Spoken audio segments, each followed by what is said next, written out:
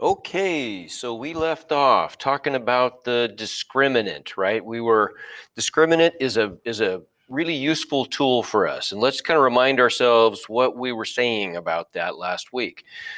The discriminant, when we look at the quadratic formula, the discriminant is just the part that sits under the radical, right? And it helps us out because it serves to discriminate between the different types of solutions that we might get. There's only three possibilities, aren't there? We're either going to get two real solutions, we're going to get two imaginary solutions, or we're going to get one double real solution. And it's pretty easy to make the connection between the sign of the discriminant and the value of the discriminant in each of those three outcomes. If the discriminant is positive, we know that we're not getting any i's. And so we know that we're getting real results, and we're going to get one for the plus and one for the minus in the quadratic formula. So we're getting two real solutions. We could dig just a little deeper with that.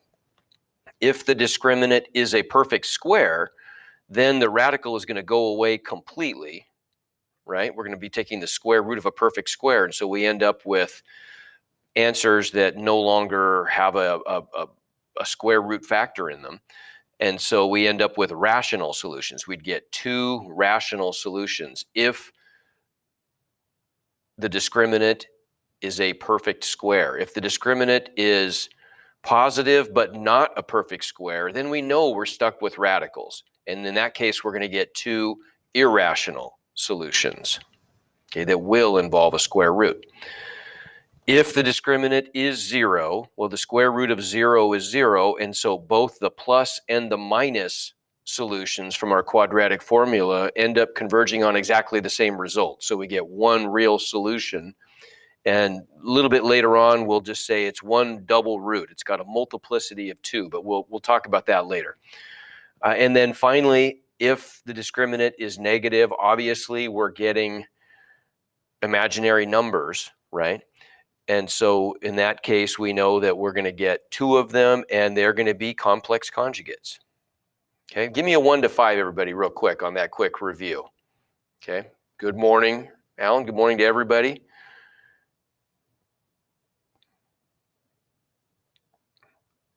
Okay, all right, that's good. So let's just get a little practice using this thing.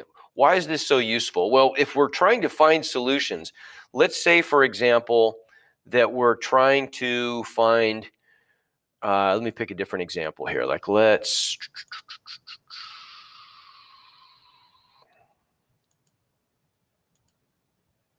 about this one? It says, without graphing, determine how many x-intercepts the function has. Okay, and what if beyond that, what if we were supposed to find the x-intercepts? Okay, say it was a little more complicated question. Say we're supposed to find the x-intercepts. Okay, how would we go about doing this? Let's organize our thinking, because at this point, a lot of math is about organizing our thinking to do it efficiently, right?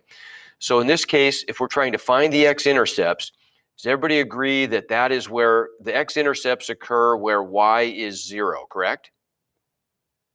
Right? So this is like finding the zeros of the function. We would be setting y equal to 0 and solving the equation. So it would look something like this then, right? We'd end up with the equation that we're solving. 3x squared plus 6x plus 4 equals 0, right? We'd be solving that equation to find the x-intercepts because we want to know where the function is 0, okay? So we can say that zeros and x-intercepts are equivalent. We'll say a little bit more about that in a second, though. So now we can shift into algebra mode here, right? We've interpreted the question, and now we're just solving an equation. So what's our thinking about this? I can't isolate x directly, right? That, unfortunately, because that's a pretty easy thing to do, right? So what's the first thing I want to consider here, maybe? Like, what's my first option in solving a quadratic equation that has both x squared and x terms? What's the easiest way to solve those if I can do it?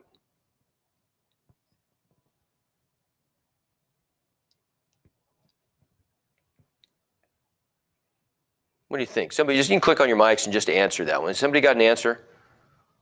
What's generally the easiest way to solve a quadratic equation?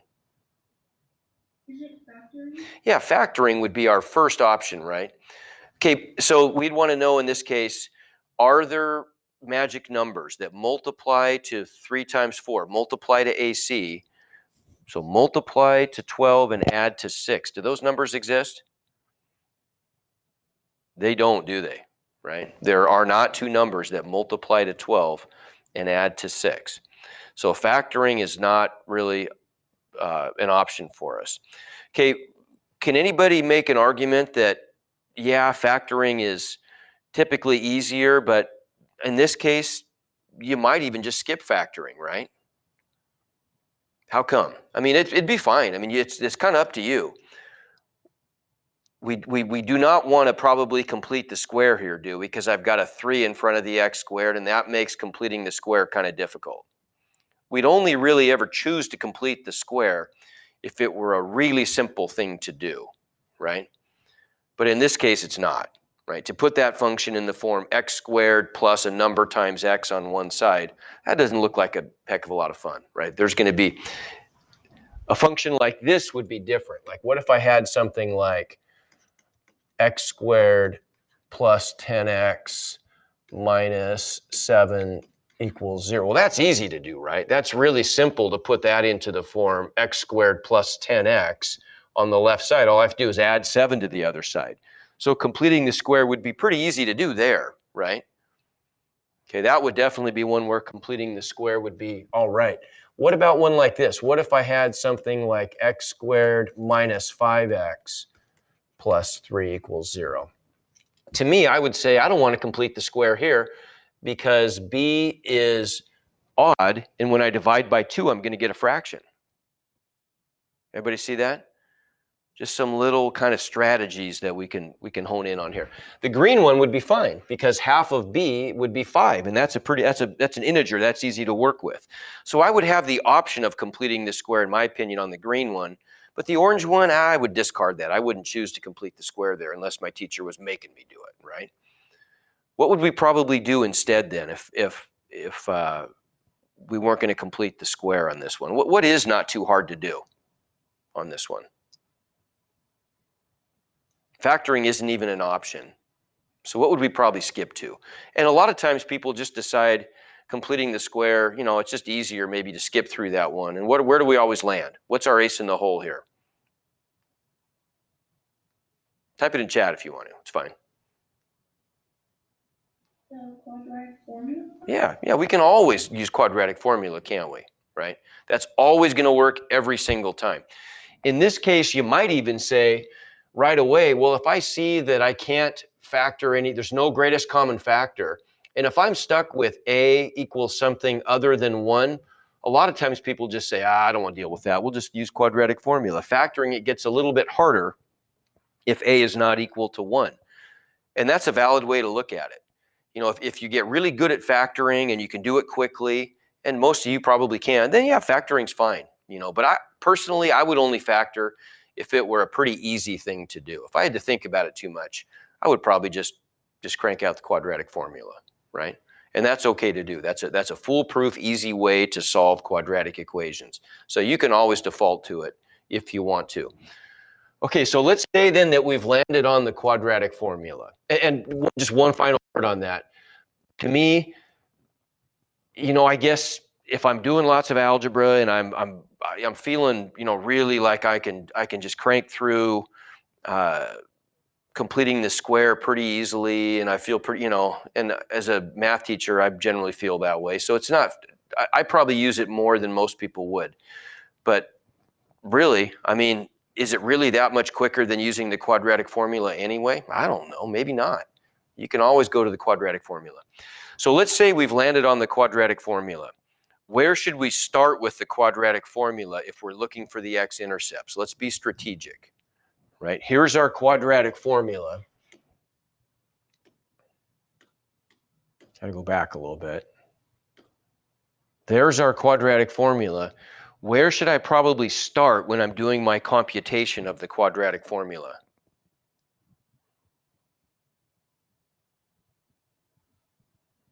in this case? Where do I want to focus on the quadratic formula first?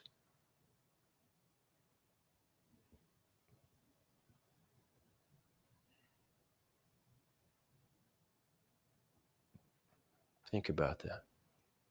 Yeah, I want to focus on the discriminant, don't I? Exactly. If I were going to be doing this problem, oops, went too far. There we go. If I were going to be doing this problem, and I, I'm going to try to find the solutions. Well, I know what the quadratic formula is. I'm going to get x equals negative b plus or minus the square root of b squared minus 4ac over 2a. But this is the part that I'm really interested in right there, isn't it? Right? My b squared, so that's going to be 36 minus 4 times 3 times 4, right?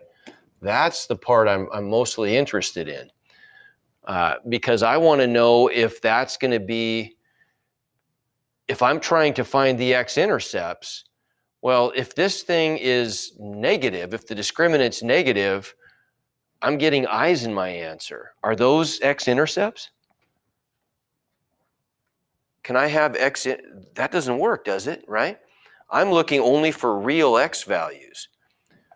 Only real zeros correspond to x-intercepts, right? If I'm getting zeros that are not real, they don't even show up in the xy plane, do they, right? Those aren't real numbers. And so those are not going to correspond to x-intercepts, and my answer would just be, it has no x-intercepts. So I don't need to do a whole bunch of work here. If I can look at this thing and see that that's going to be negative, well, I'm done with the problem. I know the answer is going to be 0.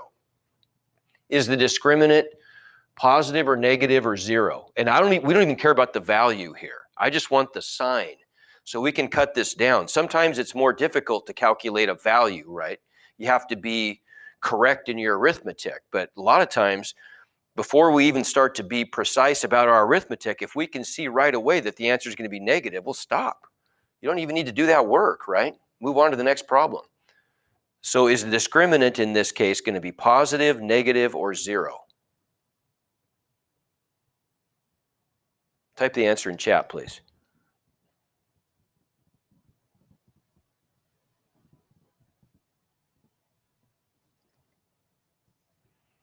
Yeah, it's clearly negative, isn't it? And this is not a hard one to calculate.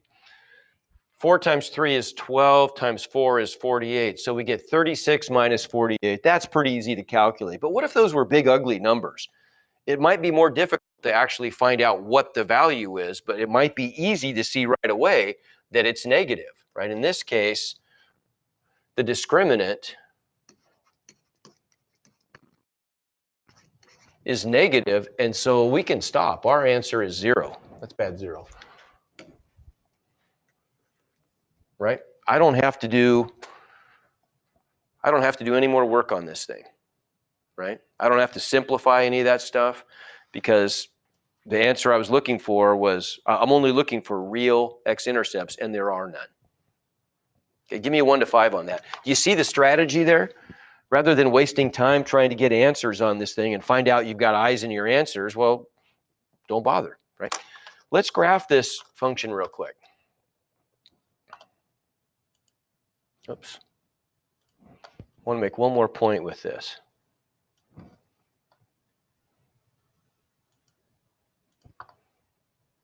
This isn't such a profound point, but I just want to visually point this out to you.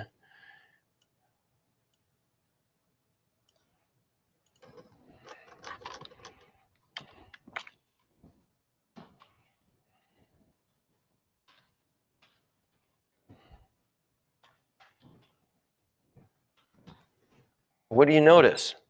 We graph the parabola. Does it have any x-intercepts?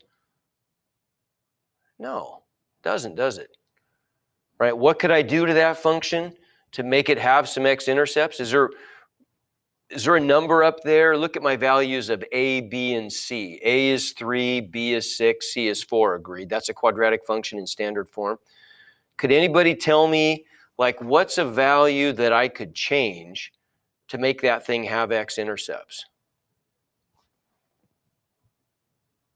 How could I tweak one of those values of a, b, or c to make that thing have x-intercepts? I could make 3 negative.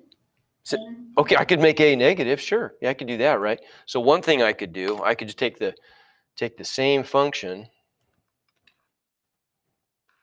and I could just make a negative, right? And then I know I'm going to have x-intercepts because it's going to open down, right?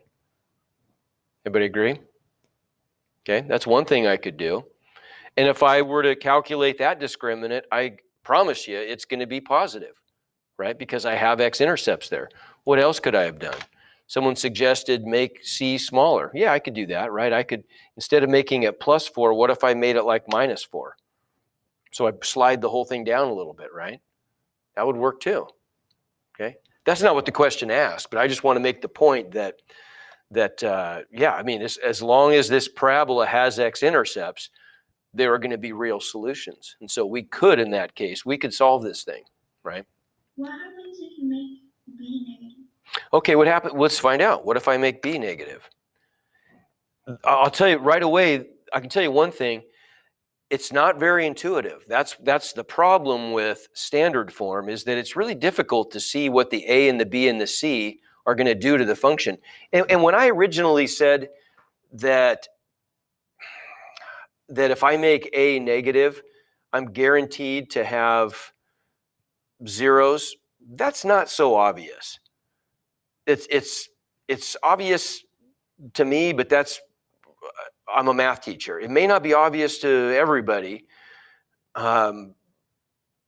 It may not be so obvious because you don't really know what's going to happen at first glance. Maybe the parabola gets shifted around so it opens down, but what if the vertex ended up being below the x-axis, right? How would you know that it's not going to be below the x-axis? That's kind of difficult to see. My point being that it's really difficult to connect a standard form quadratic function to its graph. The a, b, and c are not very intuitive at all. That's the disadvantage of standard form. So let's just experiment and see what happens if I make that negative. What did it do? It shifted it over to the other side of the y-axis. Can anybody defend why that's the case? Why it did that? This is a good question. How could you have predicted that?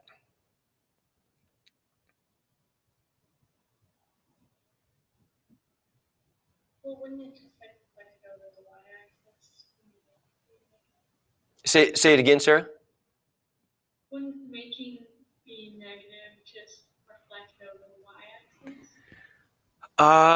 Well, I mean, I'm asking you guys to prove it to me that that's going to happen in this case. If I have a quadratic function in standard form, if I change the sign of b, why is that always going to, and it's always going to be true, why is that always going to reflect it over the y-axis? If I only change the sign of b, why is that? I'm going to give you a hint. This is a good question. It forces you to think about this a little bit. Think back to our transformations, right? Think about how we were able to transform functions, reflect functions. What do we do to a function? Here's my next question. I'm going to type it in chat. I want you guys to respond to me on this. We'll just do it in chat. So, how do you reflect a function over the x-axis? What do you do to reflect a function over the x-axis? You flip the sign of a. Okay, so let's try that. If I flip the sign of a, let's see what happens. So I've got the red function up here. What if I just flip the sign of a? Okay, so it reflected, I mean, it did make it open down, but it didn't reflect the red function completely over the x-axis, did it? Right? What could we do a little bit differently? I'm going to write this a little differently. I'm going to write this as f of x. Oops, there we go. Yeah, f of x, okay? And now I'm going to write a new function down here, g of x. How could I write that in terms of f of x? what would I have to do to my f of x, my red function, to reflect it over the x-axis? If I just say f of x, well, it looks exactly the same. What do I have to do to f of x to reflect it over the x-axis?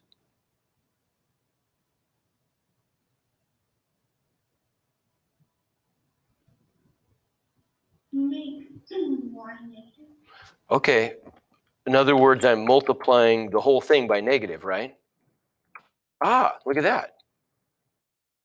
See the difference? So what I would have to do here, if I want to make the blue function look like the green function, I have to multiply the whole thing by -1. Everybody agree? If I multiply the entire function by -1, think what that's doing. It's taking all of the outputs, which are y values, and it's just making them the opposite, right? But give me a 1 to 5 on that. Does that make sense? Okay. Let me get answers from everybody. I want to see how we're doing on this. Okay. Either click your cameras on or give me a little, I want to get a little feedback on you here on this one. Need to hear from everybody. Okay, and this is just kind of a review of the stuff we talked about a while ago. It's been quite a while ago, right? Transformation stuff. So to reflect a function over the x-axis, we multiply the whole function by -1. Okay, here's my next question. And this is one that, that normally Algebra 2 classes really don't spend time on this, but we did. But we didn't spend a lot of time. We kind of hustled through this stuff. So here's my next question. How do you reflect a function, let's just say f of x, over the y-axis?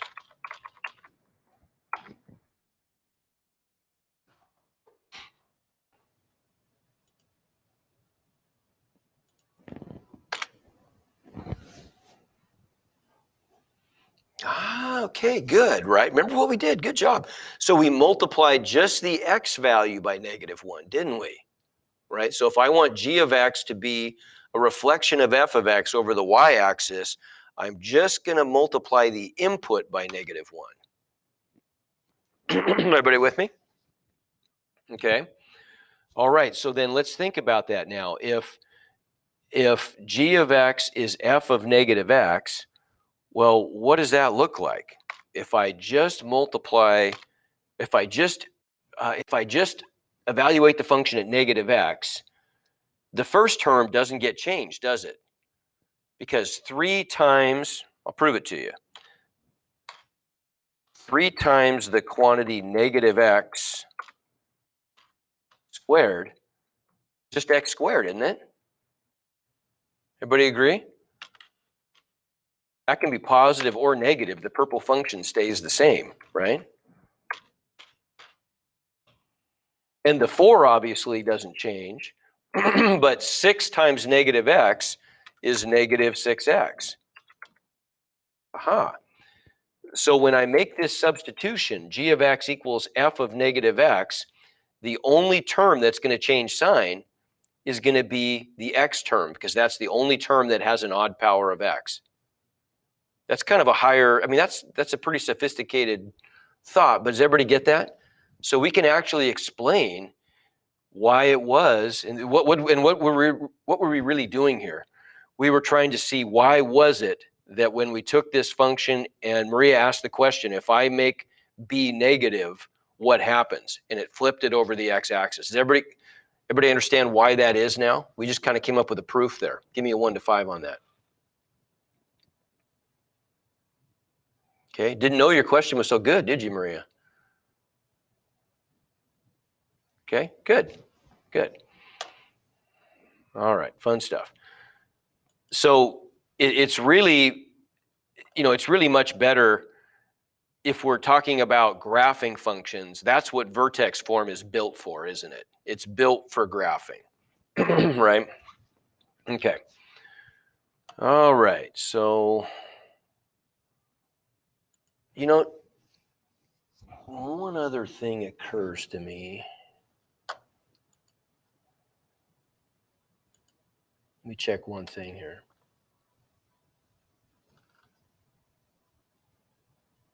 Okay. Yeah, one other thing occurs to me that I want to review one more thing while we're talking about this. This seems like a good time to do it. So what if we wanted to graph the function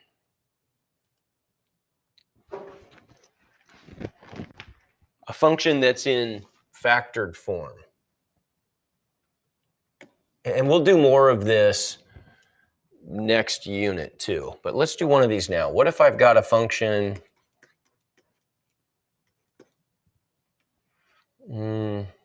let's see, how about if we do, I'm just gonna make one up here.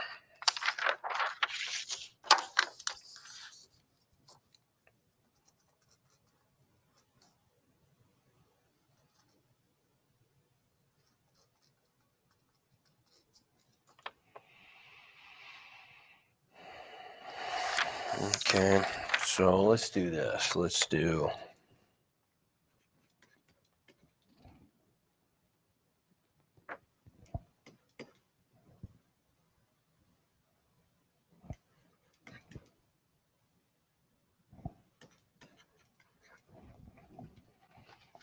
can everybody factor that for me real quick? Write your answer in chat when you're done. Factor that for me.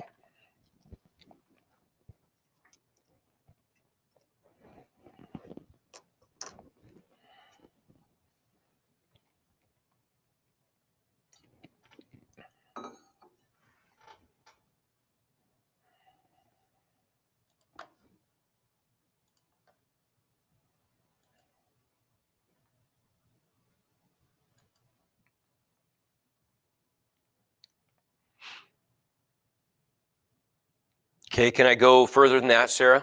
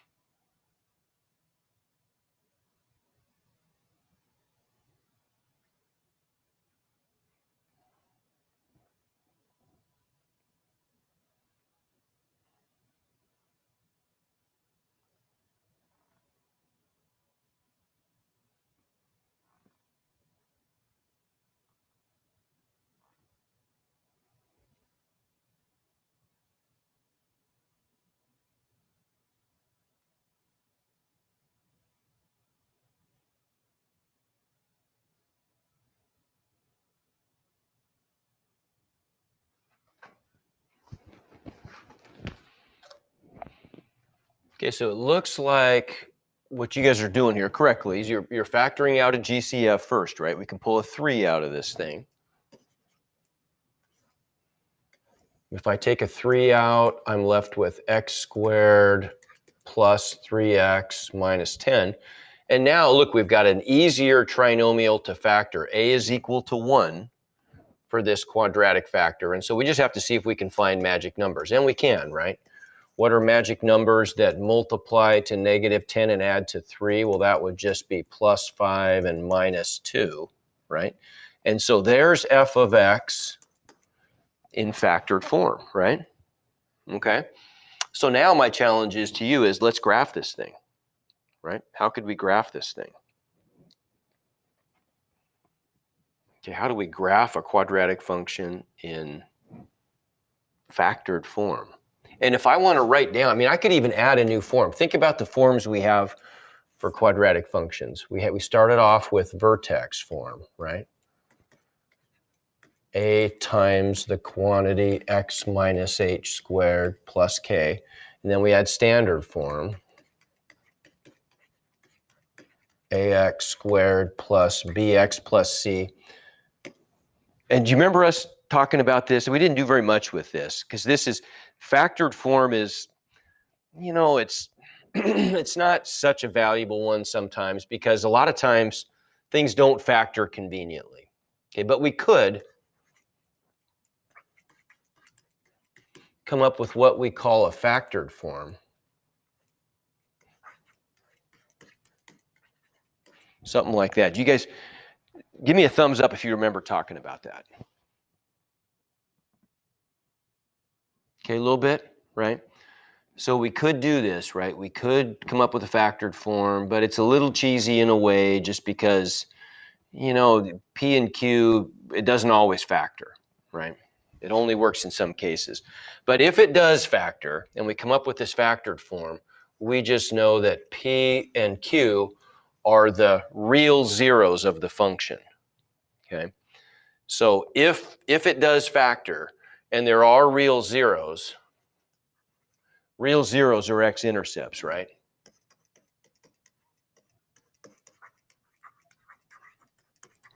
So it only works if you have real zeros. Okay, so let's think about this one then. If we've got this function in factored form, what if we set this thing equal to 0? We could find the zeros, right?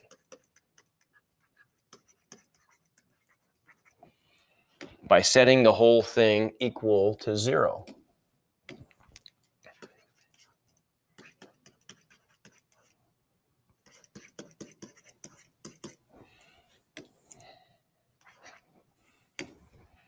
Right? Well, the zeros, we know what the zeros are. We'll apply the zero product property, right? So we end up with our zeros are x equals -5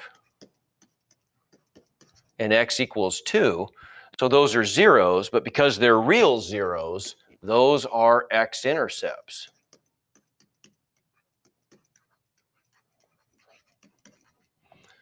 Okay, so you guys tell me, please, then, what's the value of h?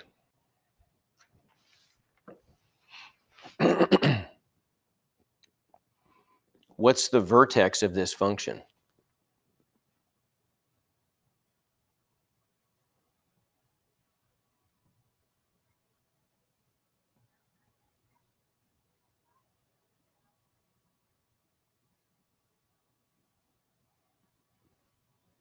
What's the vertex of that function? We found that it has x-intercepts at -5 and +2.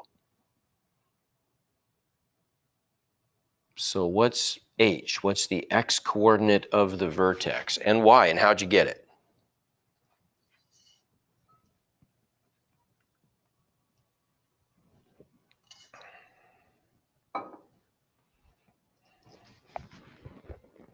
Okay, yeah, good. It has to be halfway between the two, doesn't it? Because we have symmetry, right? Good. So we're thinking in terms of symmetry. The axis of symmetry is the vertical line through the vertex, and all of the points on either side of that are going to reflect onto points on the other side, right?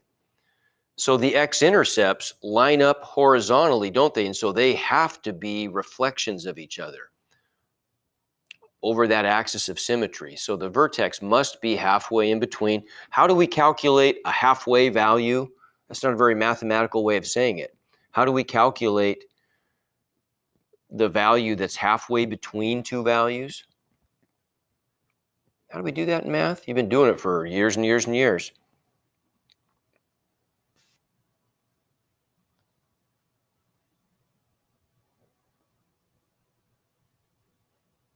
Okay, good. We're just going to average them, aren't we?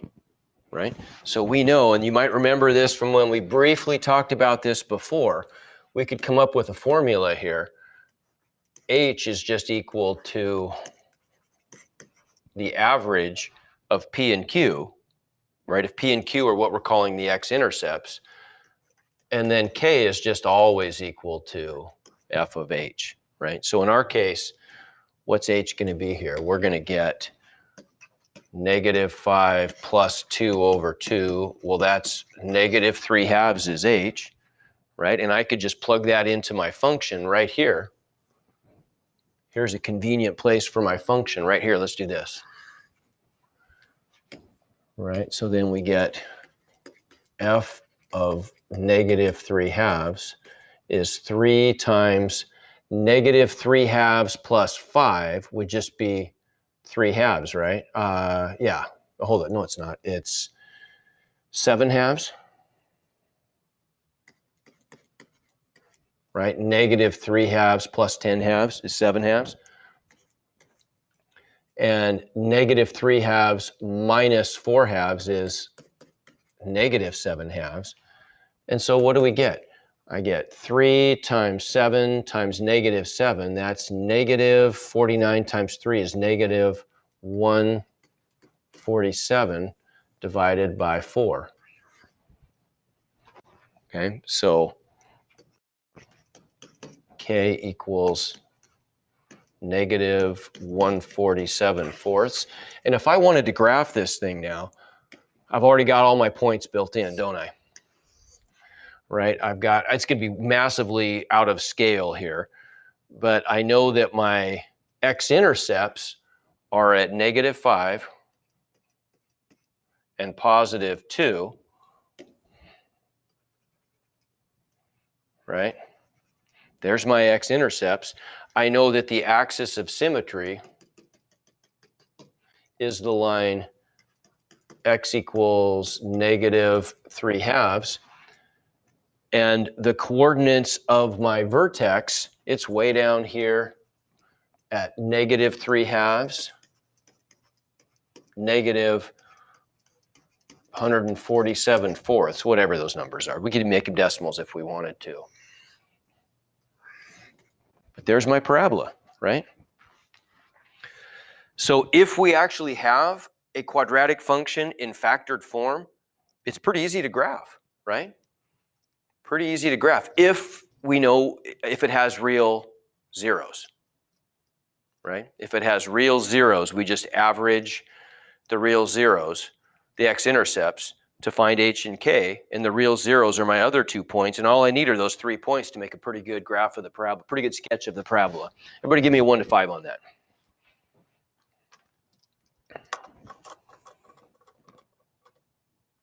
Okay? All right, good, good, good.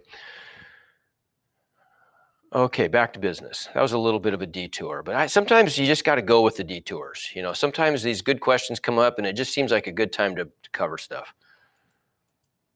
So now just some really quick questions about the discriminant. So I want you guys to just tell me, calculate the discriminant here real fast, and tell me, does it have, which is the correct statement about the number of distinct solutions?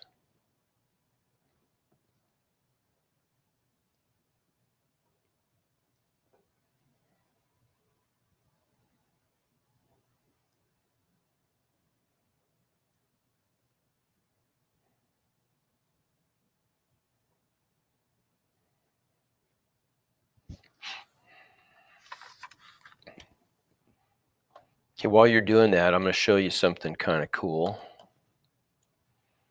on Desmos.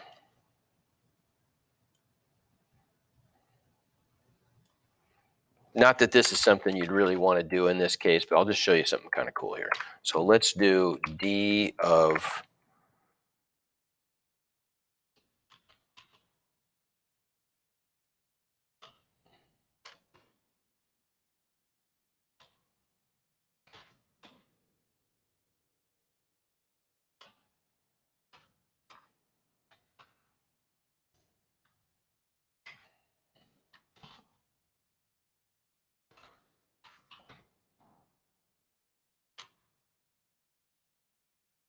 oops.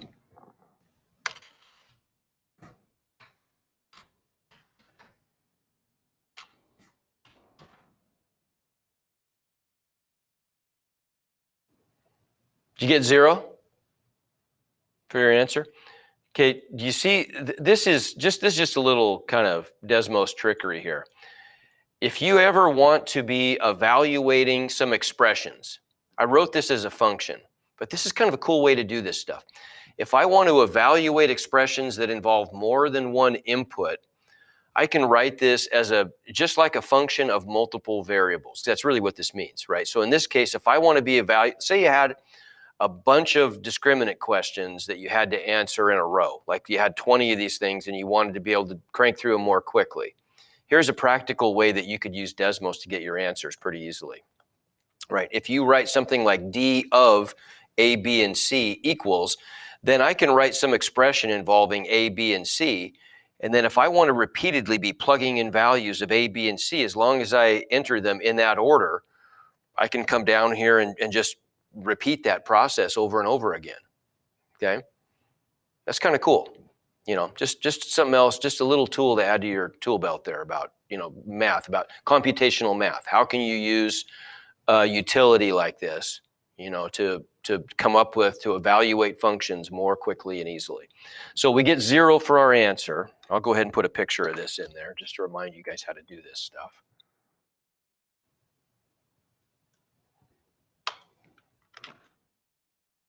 Okay, so we get 0. So then what's A, B, C, or D? Type the correct answer in there. Which is the right one?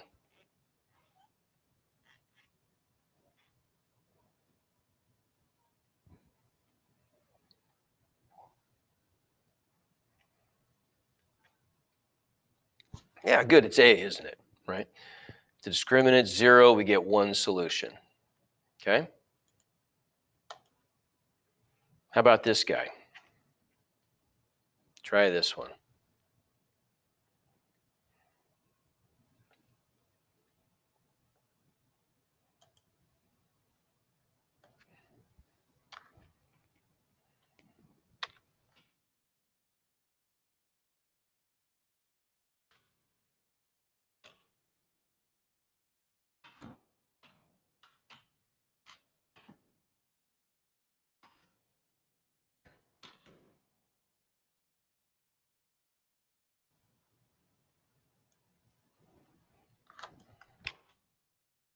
The first thing I have to do is put that in standard form, don't I? Can't forget that step. So first we got to write the quadratic equation in standard form, and now we can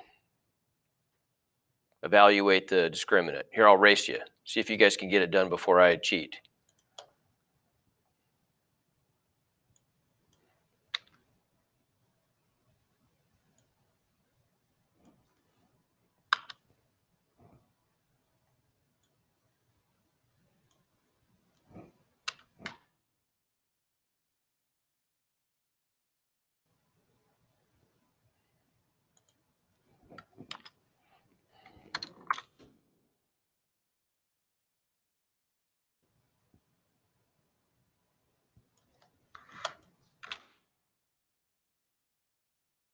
Did you guys get 120? Okay. So which one should it be, A, B, C, or D?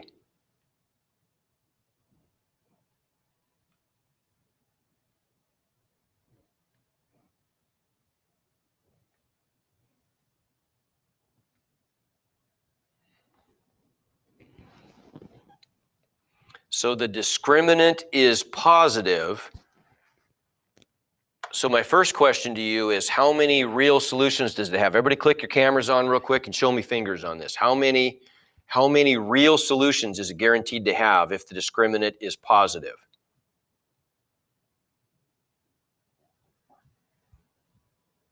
Or you type it in chat, it's fine, but I don't hear from everybody. Got to hear from everybody.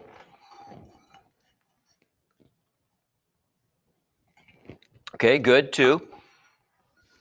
Is 120 a perfect square? Thumbs up, thumbs down. Okay, so if it's not a perfect square, what's that telling you about the nature of those real solutions? Are they rational or irrational? Okay, so what should the answer be then? It's got to be what? Good. It's got to be A, doesn't it? Yep, it's got to be A. Okay. How about this guy? We'll cut a little, I'll cut you a little slack on the calculation. If we calculate the discriminant for this one, I'm going to get negative 231. Okay. What's that tell you for the bottom part? A, B, C, or D?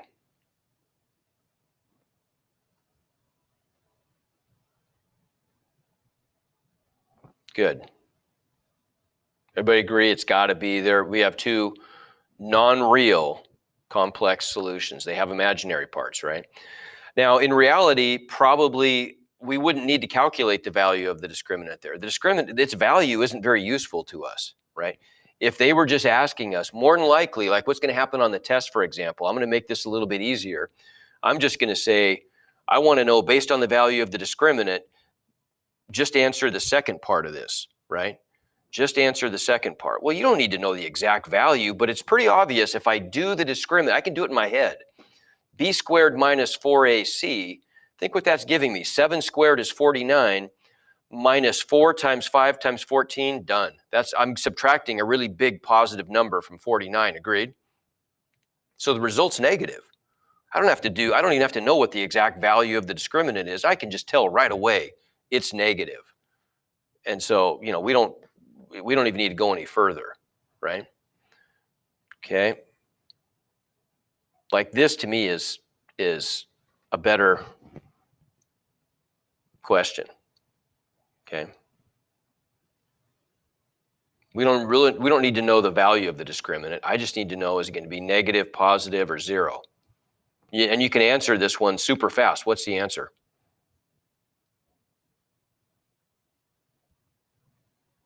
I guess you guys already typed it in, huh?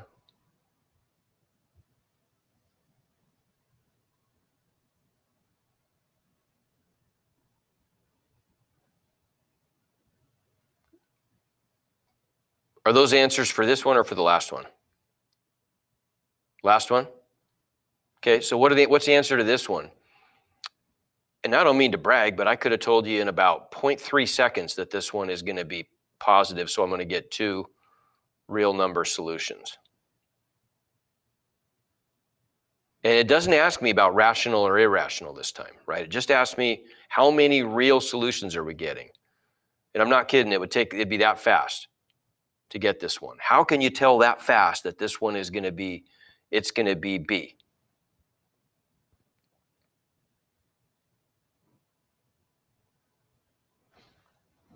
How can you tell that fast? Because you can. You can tell right away.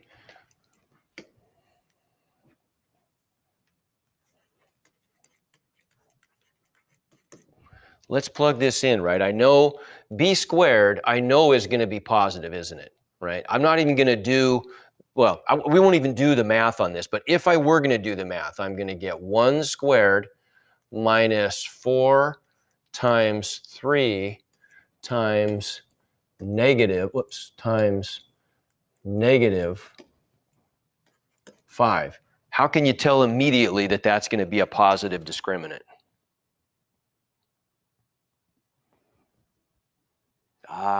Okay.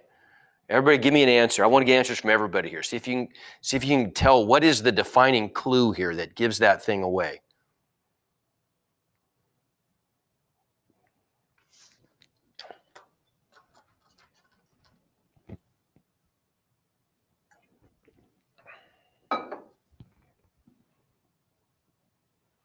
Yeah, look at that. It's got 2 negatives, doesn't it?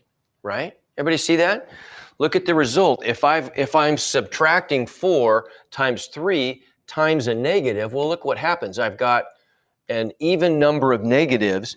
And so this second term, the 4AC part, becomes positive, doesn't it? Right?